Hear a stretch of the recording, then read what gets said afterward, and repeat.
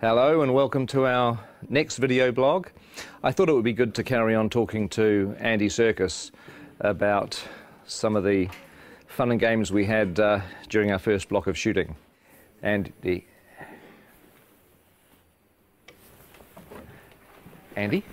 Where is he?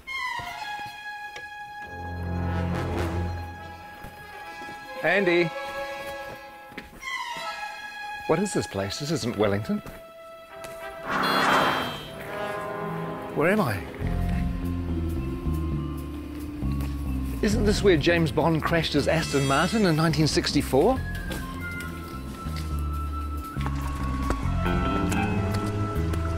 And isn't this where Red Grant trained to be an assassin at the beginning of From Russia with Love?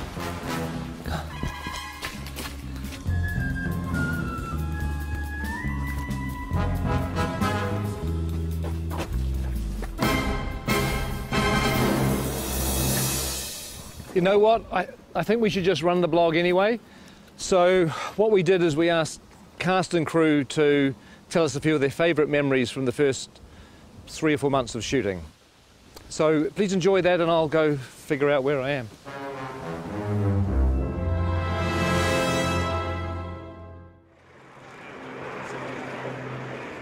What are the things that stand out for you the most from the first block?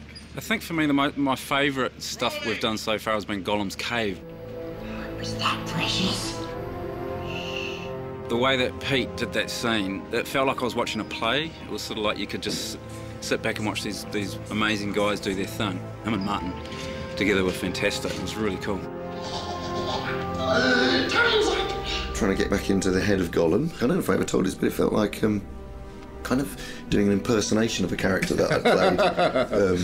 Yes. A long time. It was weird because it was like, you know, having to re-own it again. Yeah, it was pretty cool. It was a nice way of starting. I felt sorry for Martin because he was suddenly thrust into having to find the character of Bilbo and have to deal with you for a whole week, going at him the whole time. I mean, it was supposed to have been a bit intimidating.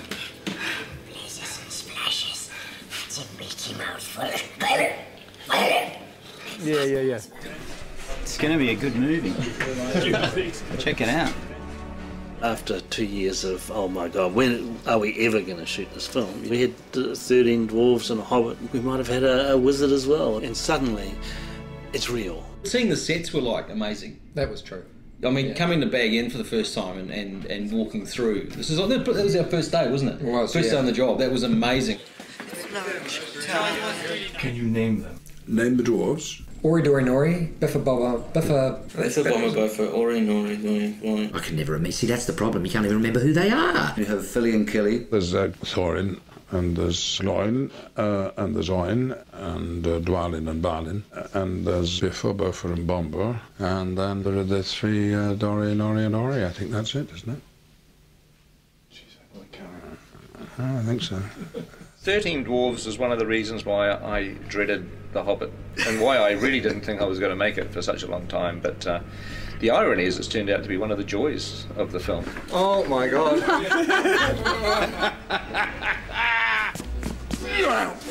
What a challenge. I mean, 13 heroes, or 14 with Bilbo. They all have to be differentiated in a way that isn't necessary in the book, but if you keep seeing them, you want to know who they are and specifically and what their attitude is and why they're on this journey. We need to move now! Come on! Some of the best memories were getting the dwarves ready. Everybody has helped these actors kind of find their way through lots of rubber and lots of hair. Walking through Weta and getting to see our designs and going, actually, God, I look amazing. I look the most amazing of anyone. That was probably the best day, wasn't it? Mm-hmm. Yeah. When you all said, gee, Jed's amazing. That's an amazing We design. did, yeah. Some of them actually looked pretty bad before they got into the prosthetic. Some of them, in fact, for some of them, a prosthetic is making them look better, to tell you the truth, which says something. Mark Hadlow, for example, springs to mind. I have this lovely bit down here, and then this moustache that comes up here. I look stunning. Actually, look, I should be in centrefold.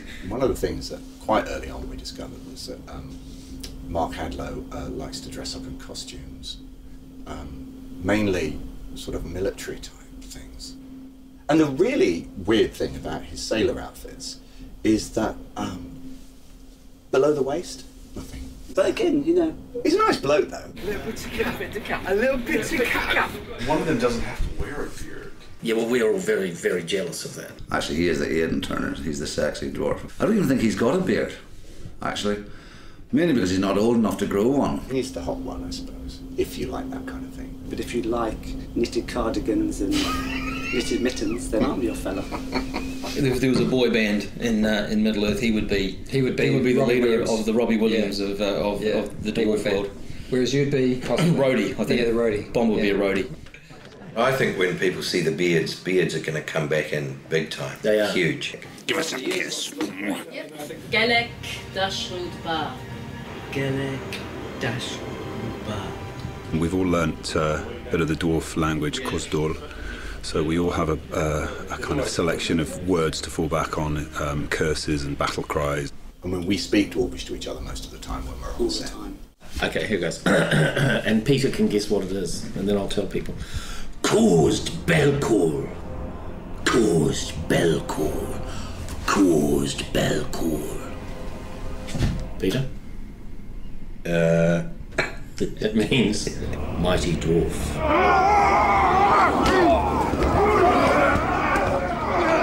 We had Trollshaw. Well, you got to do all the fun stuff in Trollshaw. Yeah, we did. I had to shoot dialogue and things, and he got to do all the good fighting troll stuff. That is the great thing about the dwarves is that even though there's this comic element to some of the characters, not all of them, but some of them, when they fight, they really fight. We started with 3 months of intense training. We did stunt fighting, we did horse riding. We did the gym 4 times a week. We did dwarf movement intensely. They were trying to get us to a point where they could actually kill us and bring us back from the dead, kill us, bring us back from the dead, all the CPR and stuff like that, because that's what it'll be like on set. They did it by breaking us down. Yeah. They did it by essentially reducing us to the absolute amoeba stage and then building us up again as dwarfs.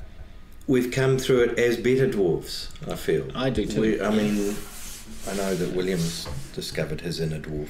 I have. Well, we all have, actually. It's a frightening thing, but this is the job that had to be done. If I could say key moments in Block 1, arriving in Rivendell and meeting Elrond and dining at his table, it really feels like you're stepping into Middle-earth. There are some who would not deem it wise. What do you mean? You're not the only guardian to stand watch over Middle-earth. I remember it now, but later on.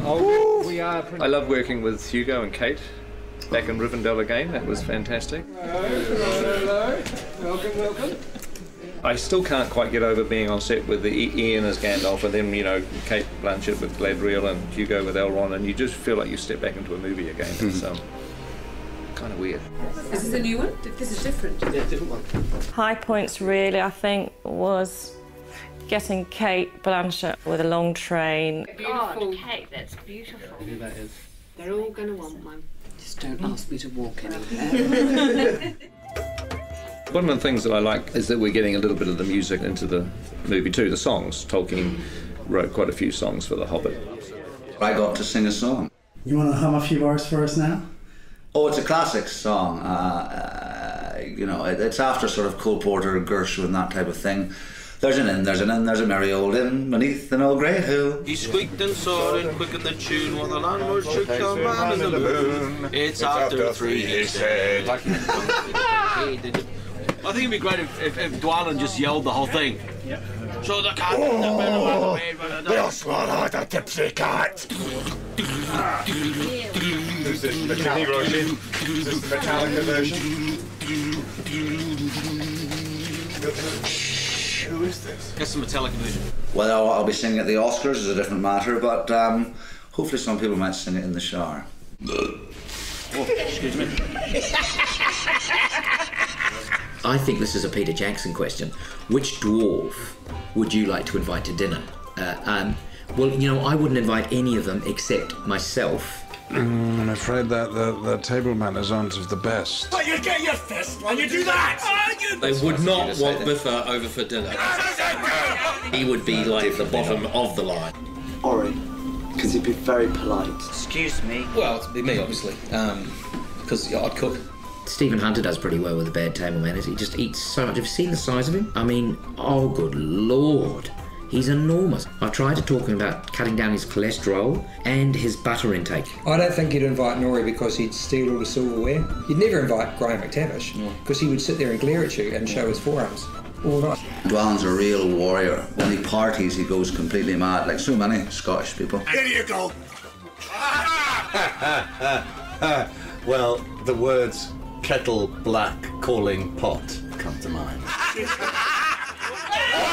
I don't think you'd invite any dwarf to dinner, actually. I wouldn't have them all together, though. Not 13, maybe a couple at a time.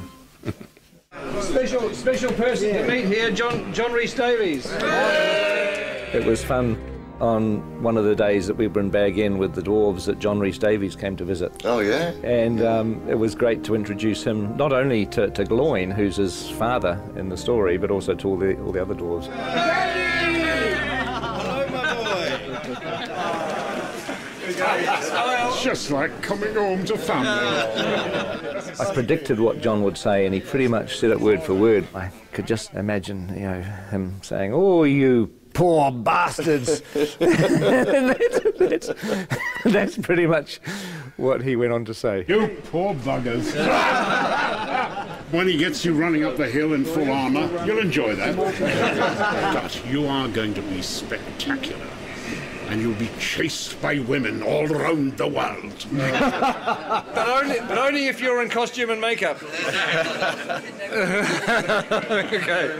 All right. We've been here since January the 13th. So what is that, 5 months? And we haven't even scratched the surface. Who are you doubling, Pete? I'm doubling Stanley Kubrick.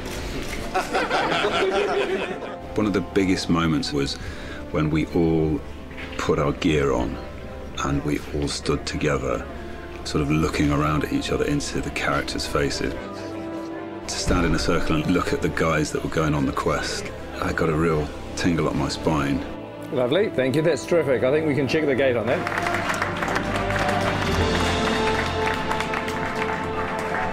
Thank you very much. Thank you, guys. Thanks, guys. Thanks very much. Thank you. Bittersweet moment, but it's time to leave. Hasta la vista. Then driving off. I'm waiting for somebody, sorry. It could have been you. I know. Just go. Oh, really? Yeah, just go. We've had enough. Go. Are you wrapped? No, I'm not wrapped. They're keeping the good people. Okay. Oh, hey, Go again, we'll go now. Hey. Okay, we'll go now. It's a bittersweet moment, but it's time to leave. Hasta la vista. Well, I hope you enjoyed that. I don't know whether there'll be any more because I have to find New Zealand, which I've lost. I think it's over here. Who is that odd little fellow?